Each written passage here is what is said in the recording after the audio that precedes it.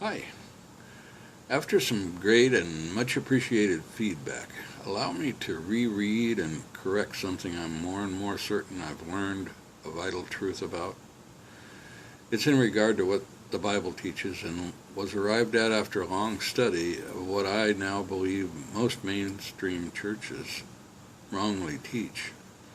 Since an earlier YouTube post about 5 years ago, I've become convinced that the stoning of Stephen in Acts 7 completely changed God's dealings with humanity, or at least the favored nation status before God of his chosen Jewish people for that period.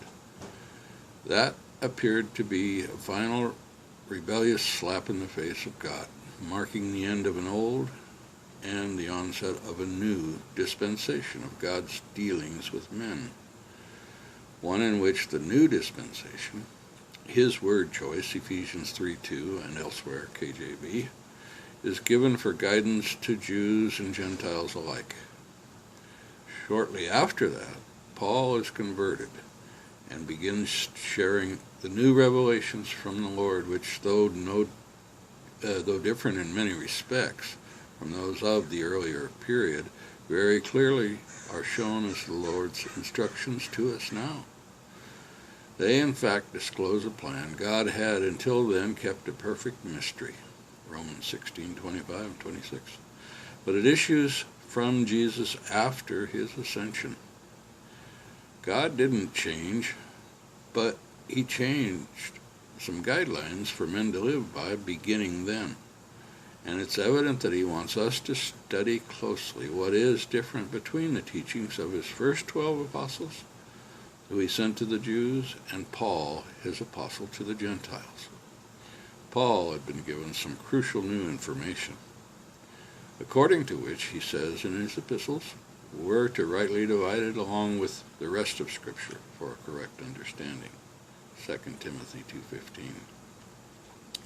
It's well known that our salvation was paid for with Christ's blood and made available by his goodness alone, as revealed in his word.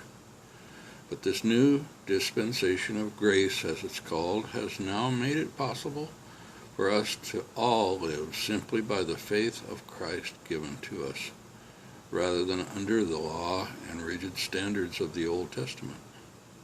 And may our thanksgiving to him be ceaseless. As the last scripture, though, time-wise, entered into the Bible canon, Paul has revealed this vital truth to us here that isn't recognized by the mainstream church. As a consequence, muddled teaching and confusion runs rampant in our culture and throughout the world. But we can know, rejoice, and walk in the authority of this truth, or so I now believe. Open to other ideas, though myself prone to error ever, I'm inviting and would be glad to learn from anyone willing to show me how this is wrong. And for a text copy of this, just ask and I'll be happy to send you one. Email me, grampaduck@gmail.com. That's GRAMPADUCK @gmail.com. Thanks.